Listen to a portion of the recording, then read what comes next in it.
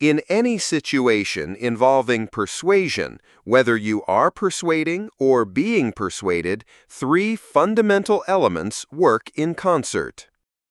If you can distinguish and understand these three elements, you can persuade more people or more objectively determine why you are being persuaded.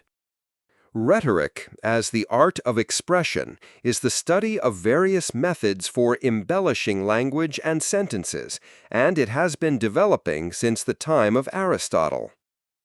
Aristotle defined the three elements of rhetoric, and these principles became the foundation for a theory of persuasion that comprehensively considers human reason, emotion, and trust. The first principle, logos, means logical persuasion and is a method of persuasion based on facts, evidence, and rational reasoning. Persuasion that appeals to the other party's rational judgment through objective data and logical structure is a fundamental element of rational persuasion. Aristotle defined several methods of persuasion, including the syllogism, and argued that these methods could enhance logical persuasive power. Many people take for granted that the foundation of persuasion is logic and believe their own judgments are the result of logical thought. However, when we attempt to persuade others or reflect on ourselves, we must recognize that the next two elements are unconsciously at play. The second principle, pathos, means emotional persuasion and is a method of persuasion that appeals to the listener's emotions.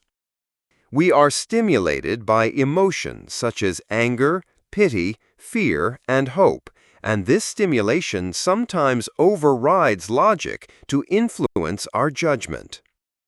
By meticulously analyzing the cause, target, and context of each emotion and adding a subtle emotional appeal to logic, people tend to perceive the logic as being more robust. The final principle is ethos, which means trust-based persuasion, and it is a method of persuasion based on the speaker's character and status.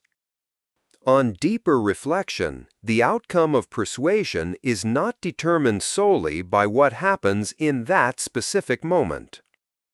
The speaker's accumulated expertise, integrity, and goodwill, built over a long period, exert a vague yet powerful influence on the judgment of their logic. Aristotle emphasized that these three principles work in a complementary manner. True persuasion is possible when they are used in combination, in appropriate proportions according to the situation and the characteristics of the audience.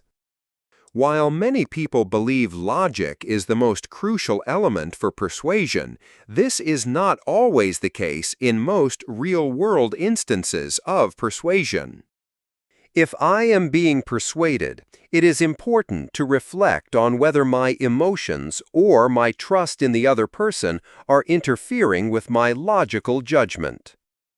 Conversely, if I need to persuade someone, I must first consider whether I might evoke negative emotions in them and whether I possess the credibility and status to be persuasive.